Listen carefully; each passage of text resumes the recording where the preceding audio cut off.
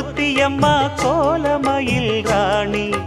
ஆடி வரும் பூங்கலசம் அழகிருக்கும் மேனி தேர் நடந்து தெருவில் வரும் ஊர்வலமா ஊருலகில் அவளை போல பேர் வருமா நல்ல பளிங்கு போல சிரிக்கும் மனச பறிக்கும் பவள விரிப்பு